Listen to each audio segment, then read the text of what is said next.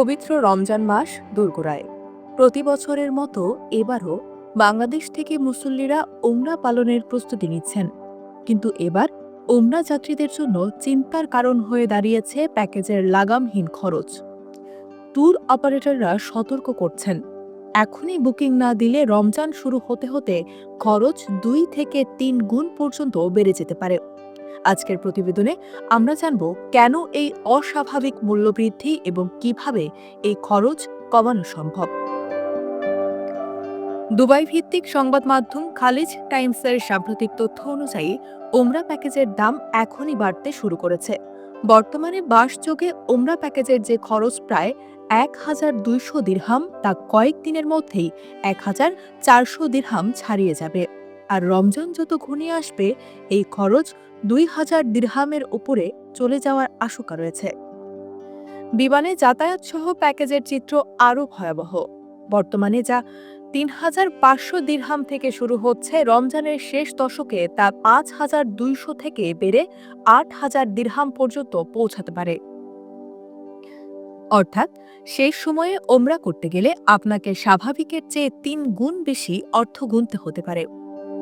অনেকেই প্রশ্ন করেন, উড়োজাহাজের টিকিটের দাম মোটামুটি স্থিতিশীল থাকা সত্ত্বেও প্যাকেজ কেন এত দামি হচ্ছে?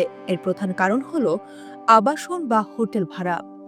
রমজান মাসে মক্কা ও মদিনায় মুসল্লিদের ঢল দামে চাহিদার তুলনায় হোটেলের সংখ্যা সীমিত হওয়ায় হোটেল মালিকরা ভাড়া বাড়িয়ে দেন।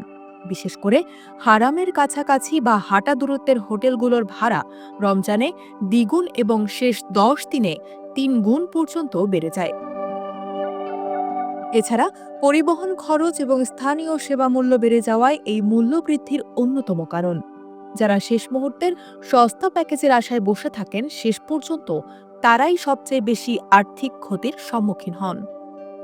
শুধু খরচ নয়, এবার সময়ের দিকেও বিশেষ নজর দিতে হবে।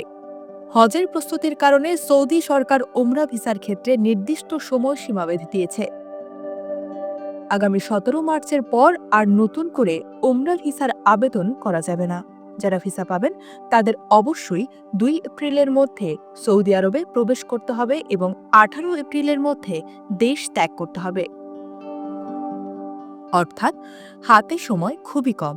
দেরি করলে শুধু টাকাই বেশি লাগবে না, বরং ওমরা করার সুযোগই হাতছাড়া হতে পারে। তাহলে উপায় কি?